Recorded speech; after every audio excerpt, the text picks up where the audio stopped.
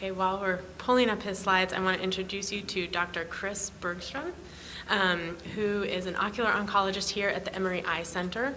And I just want to mention that this session, so Dr. Bergstrom's talk is going to be followed by Dr. Wells' talk, if you look on your agenda.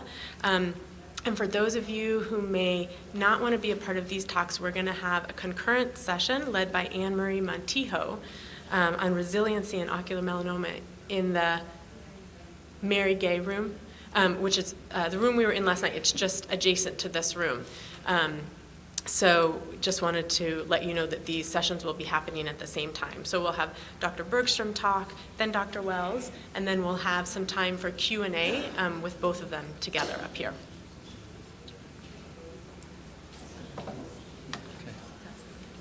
Okay. Could we have the lights dim just a little bit? I have quite a few pictures here, and I thought maybe if the lights were dim a little bit, they might show up a little bit better. Okay. I'd like to thank the Melanoma Research Foundation for asking me to speak today. When they asked me to speak, they said I'd be speaking to a very educated group audience, and they wanted me to talk about the basics. And I'm pretty sure that everybody here probably already knows the basics, and so this will probably be a lot of a review for you.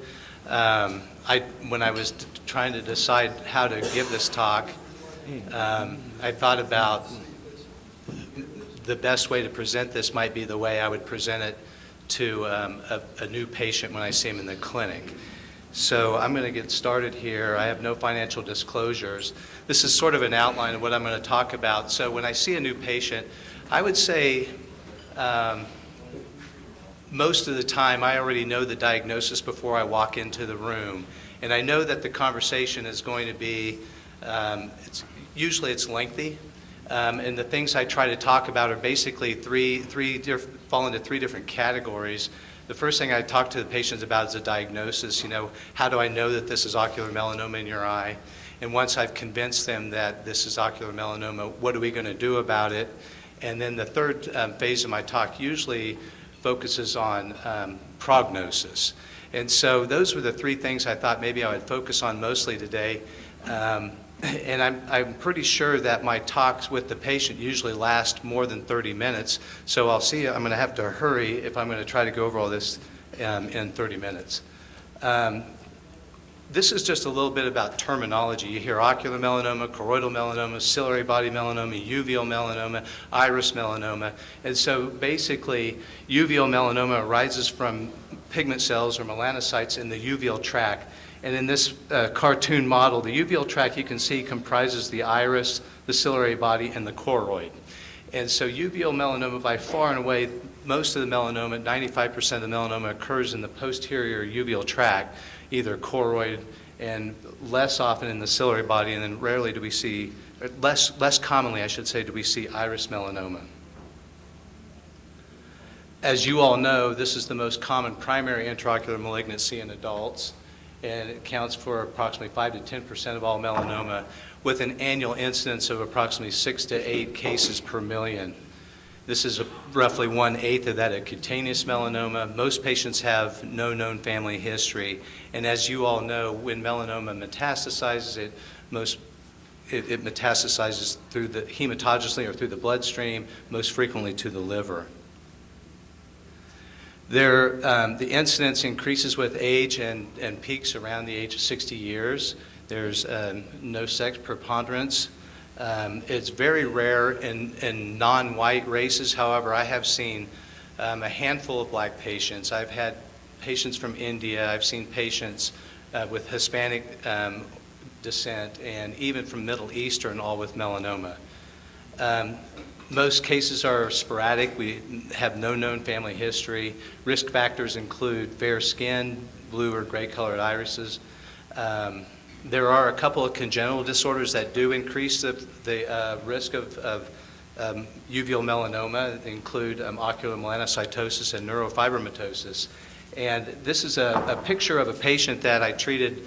I think it's been about 5 or 6 years. I don't know if she's in the audience today or not. I don't know if she would recognize her own pictures. But this is On your left is her right eye, and on your right is her left eye. And you can see, so this is as if you were looking into her eyes as she was looking at you.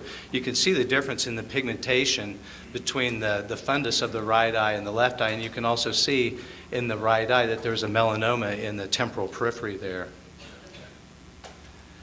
The association of uveal melanoma and sun exposure is unclear. My opinion is that there probably is no association, especially with posterior uveal melanoma, because the sun doesn't really shine in the posterior part of the eye. And what sunlight does get in the eye, the majority of the ultraviolet rays are blocked by the lens and the cornea of the eye. Maybe some association with iris melanoma. There's no data implicating diet or smoking. No latitudinal gradient association as seen in cutaneous melanoma, and there are no specific occupational or causative agents identified. I've had a number of patients that I've treated with uveal melanoma that were Vietnam veterans, and a lot of the questions I ask is this from Agent Orange? And as far as we know, there are no known causes for uveal melanoma. Clinical features, patient symptoms include blurred or distorted vision. You can see in this case, this patient had cataract surgery, and you can see a melanoma right behind the lens here. Oftentimes the melanomas can push on the lens and cause a cataract. Visual field loss, flashing lights. This was a patient, there was a melanoma on the right side of the eye here, or on your right, it's on his nasal side, kind of obstructing part of his retina, and he had a shadow in his peripheral vision. Often these tumors present with exudative retinal detachments, and the patients will notice flashing lights or a shadow in their vision. We talked about astigmatism, cataract. Rarely will melanoma present with almost an endophthalmitis appearance with pain, inflammation, or increased pressure in the eye, glaucoma. This was a patient that had a melanoma in the eye, and her symptoms were acute onset, and she presented with a red eye, inflammation, and an severe vision loss, exudative retinal detachment. And then some iris melanomas, patients will notice a spot on their eye. Most of the patients don't see them when they're on the inside of the eye. However, 30 to 40% of patients with uveal melanoma are asymptomatic, and these are discovered just on routine eye exam. The differential diagnosis of uveal melanoma includes what I've got listed here. This is not an all-inclusive list, but these are some of the more common things that go through my mind when I see a patient that's referred in for uveal melanoma. Choroidal Nevis is probably the most common diagnosis that we differentiate uveal melanoma from. This is a picture of a choroidal nevus. You can see it has the little white spots on it, which you're all familiar with, called drusen. This was a patient that was sent in with a history of breast cancer, and it sure looked like a uveal melanoma when I saw her. You can actually see the orange pigment on the surface of the lesion. It almost looks like a pigmented lesion. She was African American, and we did biopsy this, and it actually turned out to be metastatic breast cancer. Choroidal hemangioma is also in the differential. This is a patient with a large choroidal hemangioma next to the optic nerve. Usually we can differentiate this by clinical exam and ultrasound. A choroidal hemorrhage can look an awful lot like a uveal melanoma, and this was a patient that was referred in a week after cataract surgery, and they thought they had missed a large tumor in the eye, and when we looked at it, and with our ultrasound, our examination, we were able to determine that this was probably just what we call a choroidal detachment or choroidal hemorrhage. We watched this, and it completely went away. And I don't have a picture of pseudotumor, but that is also in the differential. So choroidal nevus, which, as you know, this is a benign pigmented lesion of the uveal tract. When I explain to patients that they have a nevus, an analogy I like to use is that it's kind of like a mole on the skin. You know, most people aren't too worried when they have a mole, but like the dermatologists tell you, if you have a mole and it ever starts to grow, change, bleed, then that's a sign that it could be converting into a choroidal melanoma. So this is a picture of a patient with a choroidal nevus, kind of had some pigmentary changes over the surface. These are common. They're present in approximately 10% of the Caucasian population. choroidal nevus, I have a list of things over here. They don't always fit in perfectly like we'd like, but they typically are asymptomatic. They're typically small, flat, or maybe less than 2 millimeters in thickness.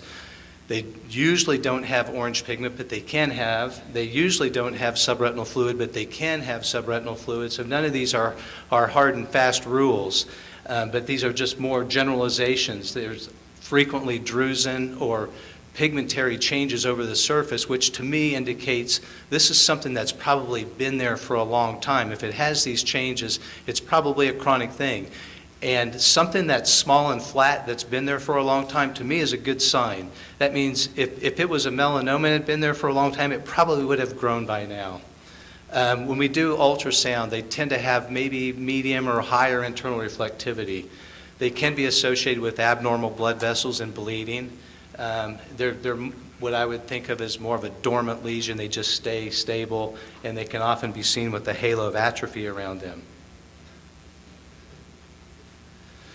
So if melanoma is so rare, how can I be sure that this is melanoma in the eye?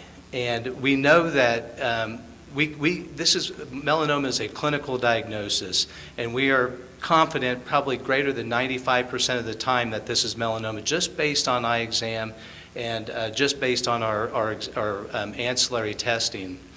I made a comment one time, there's only 2 people that know 100% whether it's melanoma, and that's God and our ocular pathologist. And what I mean by that is to be 100%, you really do have to have tissue. And if you get a biopsy or things like that, then you can definitely confirm it. But we know just from clinical exam, over 95% accuracy that this is melanoma. And that's based on sound evidence too. In the collaborative ocular melanoma study, 1,300 people were randomly assigned to enucleation or brachytherapy. And of those 650 eyes that were enucleated, they had pathology and they looked at them, and over 95%, maybe 98% of the time, the diagnosis was confirmed melanoma. So that means probably 98% of the patients that were treated with brachytherapy also had melanoma. So the clinical accuracy the accuracy of the diagnosis is very high just based on fundoscopic examination and ultrasound.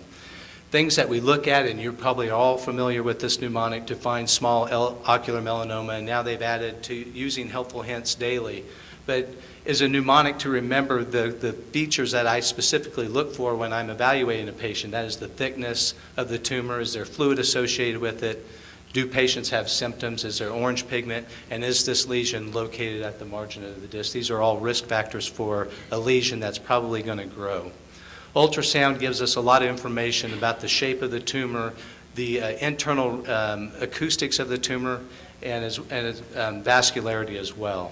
Fluorescein angiogram is also helpful to determine if these melanomas tend to have a blood supply, and you can actually see that on a fluorescein angiogram, although I don't routinely get fluorescein angiograms on most patients because it's usually not necessary. When I see a patient that has melanoma, it's an easy diagnosis. I mean, it's not always easy, but when it's melanoma, it's nothing else. And if you look at this picture, that's melanoma. There is a pigmented lesion that's elevated. You can tell it's elevated because the blood vessels are in focus and the optic nerve is out of focus. So this thing is elevated. There's orange pigment. This thing's involving the center of his vision. So the patient has symptoms. It's wrapping around the optic nerve. There was fluid inferiorly. So it had all 5 of the high-risk features that we're looking for. So this is melanoma. This is melanoma. There's no equivocal other diagnosis than, you've got a big pigmented lesion coming out of the ciliary body. It's blocking half of the visual axis.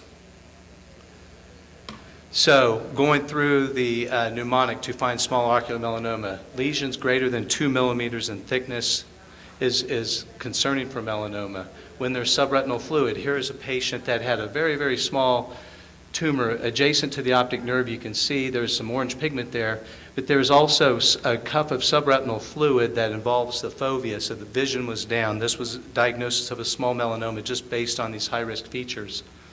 This obviously is a patient that had a melanoma and developed an exudative retinal detachment, had a sudden onset of decreased vision from a necrotic tumor. This is a classic example of orange pigment on a small melanoma adjacent to the optic nerve. And again, tumors at the disc margin. This one's wrapped over 180 degrees around the optic nerve. Ultrasound features that we look for, melanoma is either typically a dome-shaped tumor like you see on the right, or even a collar button configuration that you see on the left.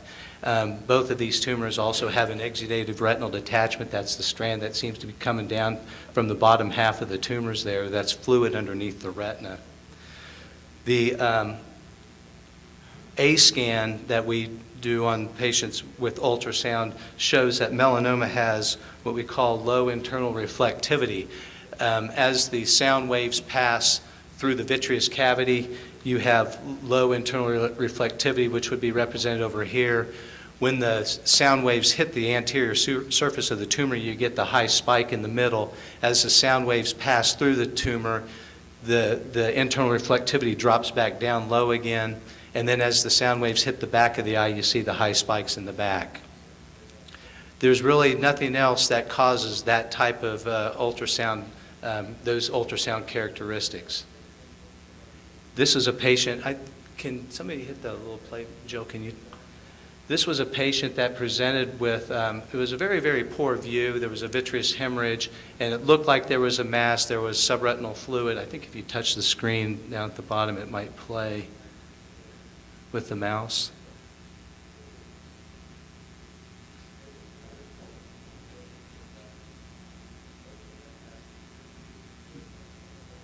It's not, okay. There's like a 8-second video right here, but I guess it's not.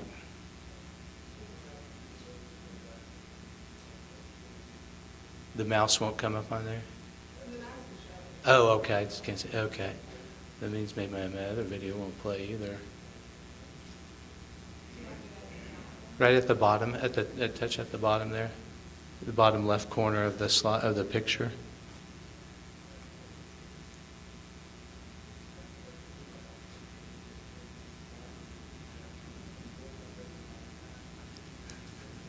Technical difficulty here.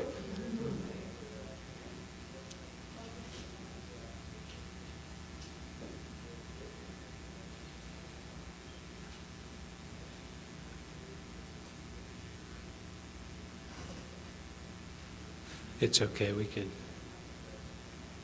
Oh, there you go. Yeah, I think if you hit the, I guess that's only, you can see maybe if it, oh, QuickTime's not available. Oh, it's loading. But maybe we won't be able to play the videos then.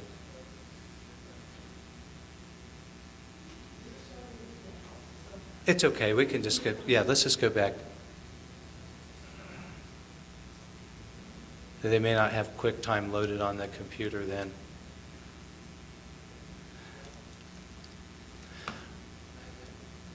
I would say about 90% of the time when I see a patient, I know at that time whether it needs to be treated or whether it needs to be, whether this is a melanoma or whether this is a Nevis.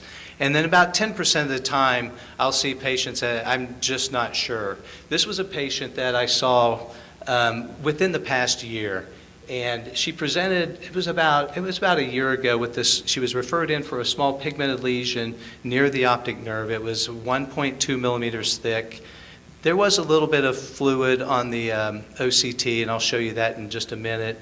And the patient was asymptomatic. It was pretty close to the optic nerve, and it looked like there might have been a little bit of orange pigment on the surface of the lesion. We watched her closely. She came back in a few months. There had been no change. She came back a few months later, and you could tell that the pigment on the surface has now changed. This is the same eye just several months later. Where the pigment, the orange pigment on the surface looks a little bit different. She started having symptoms, and when I did an OCT, optical coherence tomography, when she first came in, that's the picture on the left, and then this was a picture a year later. So even though our ultrasound said there had been no change, you can clearly see that the one on the right is a little bit thicker than the one on the left. And so a clinical diagnosis of small melanoma was made. Even though we have all these risk factors that we look for. I think the one thing that trumps all of those is change or growth. And this was unequivocal growth to me. When I looked at that, even though our ultrasound said it was the same, I can clearly see that this has gotten bigger. And she became symptomatic. There's a little bit more subretinal fluid there. And she was actually just treated this past month with brachytherapy. This is another patient that came in with a flat pigmented lesion in the temporal periphery. No elevation, really no orange pigment, no subretinal fluid. It didn't really have any risk factors at all, an incidental finding on a routine eye exam. And we watched her, came back several months later. There was still no change on the ultrasound, still completely flat. But before the end of the year, you could see how this had changed from a completely flat lesion to a little more organized and slightly elevated, I think about 1.4 millimeters.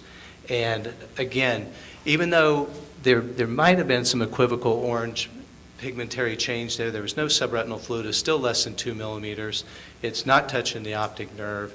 But again, the one thing that trumps all of those is change. And so, again, a diagnosis of melanoma and was treated. So once I've convinced a patient, or once I'm convinced that this is melanoma, what are we going to do about it? How are we going to treat it?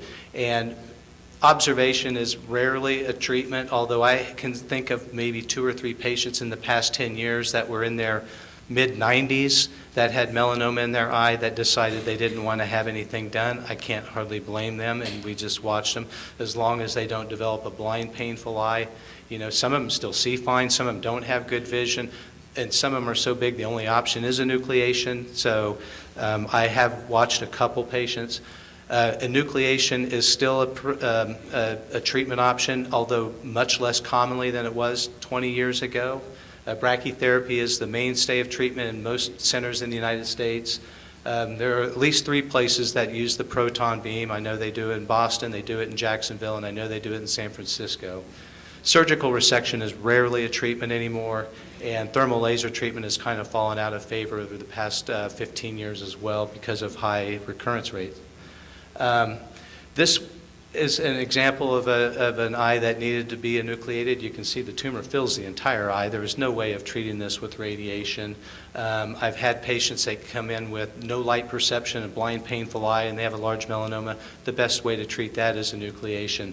And if they're invading the optic nerve. But by and large, even larger tumors nowadays are being treated with radiation if at all possible. Brachytherapy, which many of you are familiar with, involves placing a radioactive plaque on the eye. Some centers do it for 4 days, some 5, some 6, some 7. Kind of depends on surgery scheduling. Very high tumor control rate, greater than 90%. However, as you are well aware, there are dose-dependent radiation complications that occur in many patients. Again, this was a 1-minute video. I don't know if you can play this one or not. It's, I hope that this doesn't make anybody too squeamish. It's 1 minute long. And it's brachytherapy. Patients ask sometimes, do you take the eye out to put the plaque on? My flippant response is, yeah, but we do it real quickly. But no, we don't take the eye out. So we open the conjunctiva. That's the envelope over the eye. We isolate. This tumor was in the inferior nasal quadrant, so this is my fellow helping me. We're isolating a couple of the eye muscles, and you'll see how we are able to place the plaque on the eye. So once we have those muscles isolated, we can really rotate the eye. We look back behind there. There's nothing coming out of the eye. Make sure that there's no evidence of extraocular extension. Now, shine a really, really bright light in the eye. Can you see the tumor shadow there? That's why I wanted the lights down here, but you can see the transmission defect right there. And I take an ink pen and just mark around the margins of the tumor and turn the lights on, and now I know exactly where the tumor is in the eye. And then we place the plaque right over the top of it. And so that's brachytherapy. And there is a picture, a post-operative photo. You can see the radioactive plaque behind the tumor. That's this bright thing shining right behind here. It's well placed over the tumor.